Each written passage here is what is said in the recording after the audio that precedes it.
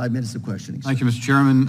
Assistant Attorney General Olson, in April, in one of the DOJ's highest profile domestic terrorism cases, a federal jury appears to have found that the FBI entrapped people in a matter involved in an alleged plot to kidnap the governor of Michigan. The jury acquitted 2 defendants and hung on 2 others. You're familiar with that case, sir? Yes, sir. I am familiar with that particular prosecution. All right.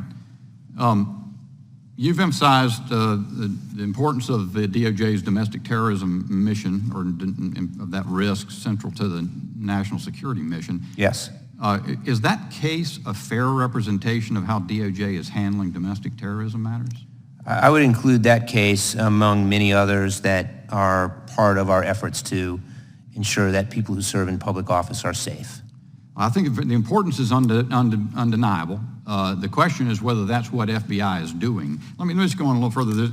The evidence that the jury heard, mostly in text messages and testimony of agents and informants of the FBI, was that the FBI did not discover an existing scheme and take the plot, collect evidence and take down plotters.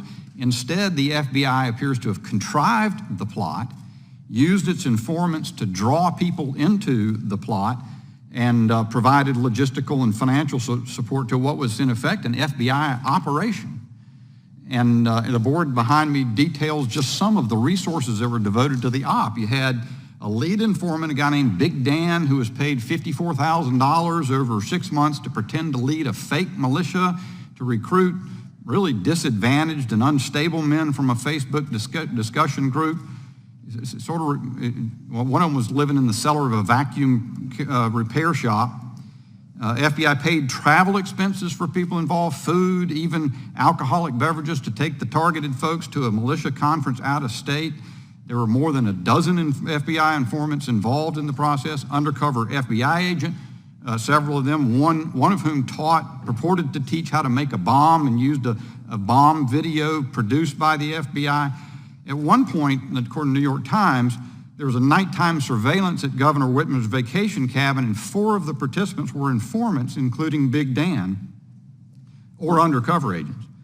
At one point, when the group was sort of falling apart in August 2020, the FBI handler congratulated Big Dan, said, quote, "Look at you, bringing people together." Now, he congratulated him for breathing new life into the plot.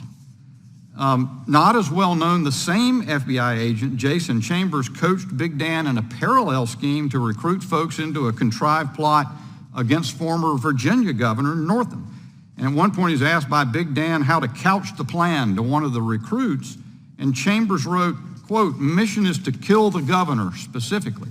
So that's the evidence I understand from the trial. Don't know that it's a complete sampling of it, Mr. Attorney General, but is that the kind of conduct that DOJ and FBI are engaged in pursuing domestic terrorism matters? So I'm sure you can appreciate that case, as you know, involves defendants charged with kidnapping the governor of Michigan.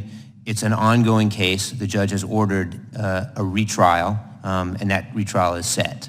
Given that it's an ongoing case, I simply can't comment on any of the questions you've asked. Well, it's not ongoing as to 2 defendants. They've been acquitted by a jury. I understand that DOJ has decided to retry 2 other defendants, but the evidence is what the evidence has been. That's been public. There's been media stories written about it across the ideological spectrum. It's not like this is some kind of right-wing notion. Don't those revelations impair the credibility of the FBI, which you said earlier is very important? Again, that case the judge has ordered that case be retried. It's an ongoing matter, and I can't comment further. How many FBI informants, agents, respectively, were involved in that operation? I'm not going to comment about that particular case. How much did the FBI spend on it? It's an ongoing case. It's set for retrial, so I'm not going to comment on it. The alleged Whitmer plot was announced October 7, 2020, within a month before the U.S. presidential election. How come that timing for the FBI's announcement of this plot? That's an ongoing case. I'm not going to comment on it. I can tell you that in every case, we follow the facts and the evidence and the law, and we do so without regard to politics or ideology.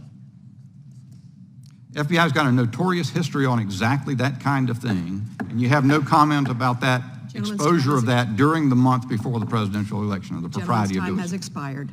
The gentlewoman from Pennsylvania Let is him answer the recognized. question. Usually that's the practice, is he gets to answer the question that I've posed. Did you have a question? Yeah, I did ask a question. Okay, yes, you may answer the question. That's an ongoing case. It's set for a retrial. The judge has set it for a retrial, so I'm not going to comment further. Thank you. Now the gentleman's time has expired.